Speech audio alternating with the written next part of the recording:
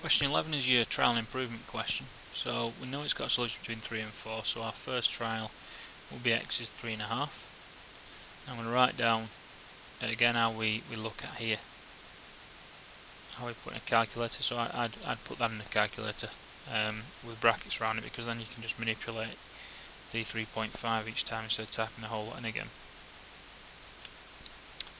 So our first answer we get is 39.375. Now we know that's too big, so we're going to try say 3.3.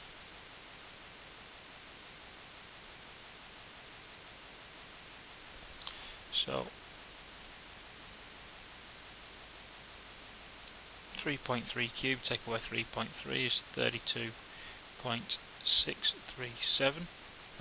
So that is too big again. So we'll try 3.2 this time.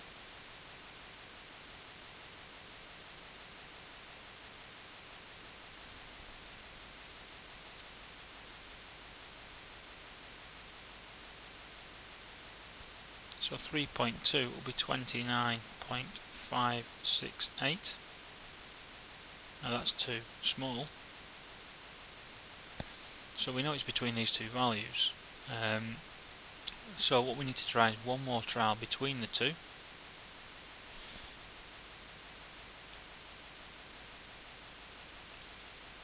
And that will give us 31.008. And that is too small. So therefore tells us it's got to be something slightly bigger than 3.25, so it's got to be 3.3 to 1 decimal place.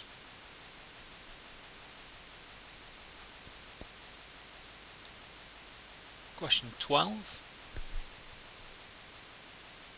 We've got Ella is designing a glass in the shape of a cylinder. The glass must hold half a litre of liquid. The glass must have a diameter of 8 centimetres. Calculate the minimum height of the glass.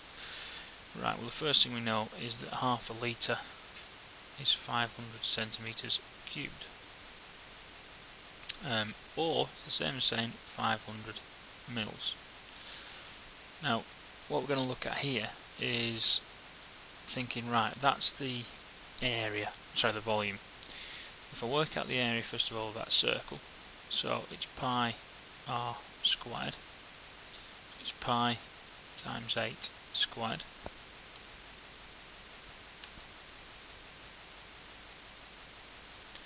So that gives me 201.06, etc.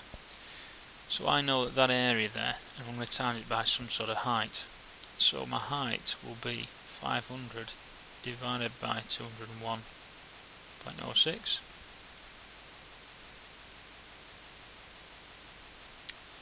And that will then give me an answer. Now what I've done here is a schoolboy error, haven't I? What a shocking error that is. Here, get rid of that.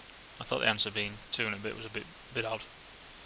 It's not 2 and a bit at all, it's 4 squared because it's the radius.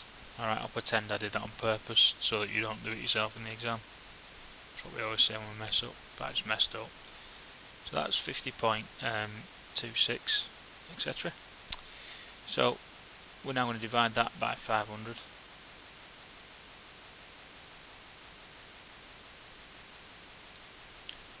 And that will give us our height.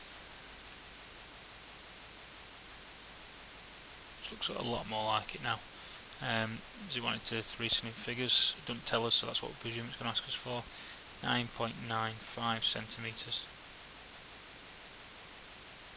to 3SF. Question 13. We're told that they made 12% profit on this house. How much did they pay for the house originally? Well, you're told, well, you know then that 112% is equal to the original value, or the selling price, sorry. So you now want to get 1% of that by dividing it by 112. Gives you 1.5. Sorry, not 1.5 at all. 1,500. rid of the dot there. So £1,500 times that by 100 then, which will then give you the original value, which is £150,000. Question 14 is a parallelogram. Calculate the length of AD. So AD is here, so we're looking for this. But if we know that's 5 centimeters, because it's parallel, that's also got to be 5 centimeters, which actually gives us not a bad trig question. That's the opposite. This is the hypotenuse, this is the adjacent. We have no interest in the adjacent at all, so we've got the opposite in the hypotenuse there. So it's sine, so, car and toa. Nothing to do with the adjacent at all, so anything with A and we cross out. So it's so. So it's sine of 36 is equal to the opposite, which is 5, divided by the hypotenuse, which is x. Bring the x up and bring the sine 36 down at the same time. So 5 divided by sine 36 then gives us, to 3 significant figures, 8.51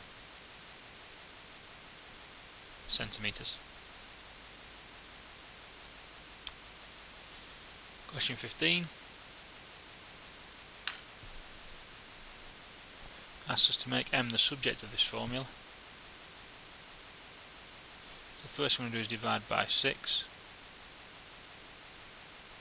and then square root it to get m equal to.